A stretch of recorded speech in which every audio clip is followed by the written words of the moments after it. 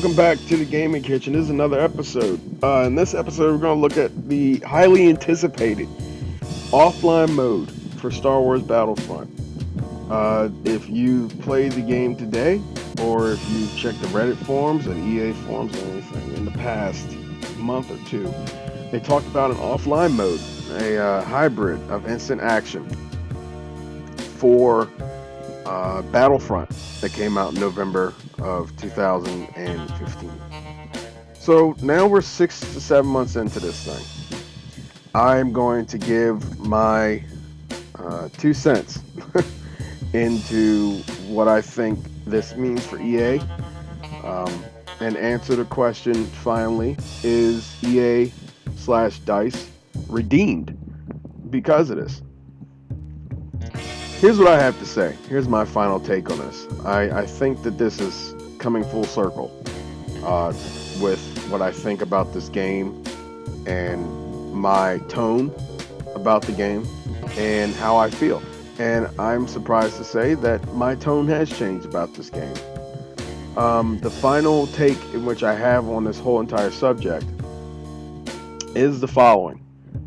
I think that EA and DICE have redeemed themselves.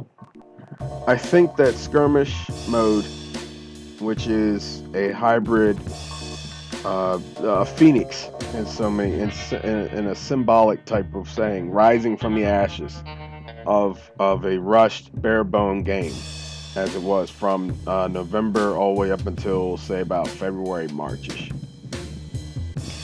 We're now seeing a different game, and skirmish mode is symbolically representing EA's revival, Battlefront's revival, moving forward into 2017, 2019, or whatever, whenever this yearly title is released. Skirmish mode is not just an offline mode. Skirmish mode is EA boldly telling the fans that we're listening to you. I'm not going to say it's an apology. I'm going to say that it's a redeeming quality. I think when you watch Return of the Jedi, the only way to compare it, when you watch Return of the Jedi, you see Vader. He's right next to Emperor Palpatine. He's striking Luke with lightning. And Vader has a split second before they added the nerd type of thing. The original one, he doesn't say anything. He looks at the Emperor, he looks at Luke. He looks at the Emperor, he looks at Luke. He looks at Luke one last time, then looks at the Emperor, picks him up, chucks him over the shaft. At that moment, he redeemed himself. His past sins were absolved, even though the galaxy has suffered his wrath. He himself personally redeemed himself by that one simple action. Well, EA's kind of done the same thing. This has been a redeeming action by them. The space battles, the offline mode, free content that they provided in the past months. This is EA basically saying, okay guys, we messed up. We sent out a bare bone game. We understand that our view of what Battlefront is and what your view of what Battlefront should be are two different things. And what we plan to do now is to listen to you. We're going to give you the form. And I have to say, I'm impressed.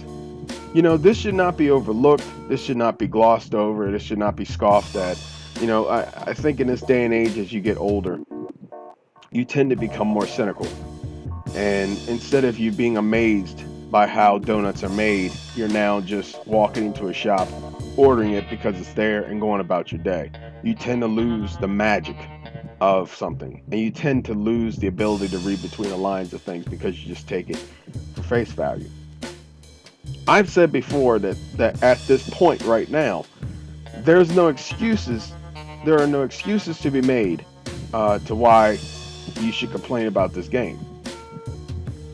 Even though we did not get the game that we wanted at that point, we're getting the game that we wanted right now. Slowly but surely, by the time we get into September/October, when Rogue One hype starts to build up and everything, we're going to get a little bit more for this game. Then we're going to finally get a complete picture game. I think that's when we're finally going to get the game that we wanted. Now, my disagreement, I think this game should have been this way starting out, but it wasn't. So we have to accept that, move forward, and look at the product in which we have. So, July 21st, the skirmish dropped. We have offline mode. You have Walker Assault, you have Fighter Squadron. Those are the two popular modes that have been included in the offline mode, which is kind of like what we had in Battlefront 1 and 2, where honestly, online play back then really wasn't that big. I mean, it was between 2004 and 2005 when online mode was starting to kick in. Dreamcast was one of the first consoles that did online mode, and then we got into PlayStation 2 and Xbox, and they were starting to do the online stuff. So we still had, where you could invite your friends over and play split screen, which again is another thing that they've included. They included co-op, online co-op for skirmish mode, as well as split screen. So, they're listening. And it's hard to believe that something so trivial is one of the biggest things that can make or break a fan base, and can also make or break sales of video games. And that's the fan base knowing that they have a company that is listening to them. EA's listening right now. They're listening on the forums. They actually can't listen on the forum. They're watching the forums. They hear people's complaints. They see people's complaints. And then they came out and addressed it. We had no offline mode. You got offline mode now. We didn't have space battles. Well, you got space battles. You got capital ships. That's been confirmed. You got capital ships. You have space battles. You have all these things that are factoring in. And it's starting to come together now. It's starting to build that piece. So when you go to Reddit, you're going to see a happy Reddit forum now. When you go to EA, you're going to start seeing the tides changing, because this is something that's important. It's not so much about what's in the game. It's about knowing that if you have a game and you have a passionate fan base as such as Star Wars, and you have EA and DICE listening to the fan base, you're going to get what's starting to happen right now. We're in a renaissance of this game. Now, I'm not singing all of his praises. I'm not telling people to go out and, for all their jewelry and necklaces and gold and everything to make a golden calf for EA and DICE. That's not what I'm saying. What I'm saying, however, is you cannot ignore, scoff, overlook, and roll your eyes to the fact that EA has made a very valiant effort to please their fan base. I mean, this is something that's, that takes the forefront. EA takes a lot of criticism throughout the years of being accused of taking people's money, never listening to people, always charging things. And look, you're going to have people out there who disagree with the fact of the DLC. Me personally, I think this stuff should have been in the game from day one. Okay? I think that DLC is meant to help the game along, not be the game. I've mentioned that in previous videos. I still believe that.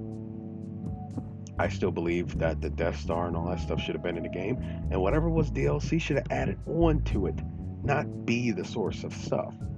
But, apparently it was confirmed, as we know, that they didn't have time. They were rushing to meet deadlines with The Force Awakens, and that was the case. And unfortunately, DICE and EA felt the wrath of a passionate Star Wars fan base. Because the Star Wars fan base wants things a certain way. And it's shown that way in the movies, it's shown that way in the books, it's shown that way in the comics, it's shown that way in TV, media, film, games, whatever. There's a demand, and there's a certain need that needs to be met. And unfortunately, Uh, DICE and EA had baptism by fire. You know, they learned the wrath. The sales showed that and everything. Which again is another point. If you want to prove your point as a fan, as a customer, the only way for you to communicate to a company is through their pockets. Say you go to a restaurant, all right? They're not giving you good service. The only way to hit that restaurant is through their pockets. If customers start spreading word about how bad the service is and everything, people stop coming. People stop coming, they stop making money. They have to figure out that they have to change something. When you get your voice out there and you voice your opinion and you speak with your opinion, there's different mediums to show how it's effective. I use those as just a brief example. But what the fans did here was word spread about this game. Now, EA has to understand something. While their sales was a success for this one, they had Battlefront 2 coming, Battlefront 3, Battlefront 4, and so on and so forth. It's important to get this one right so that the ones coming down the line will already have the blueprint to do it. Now, they already got the blueprint. It's starting to form together. And when you have that, then you'll be good.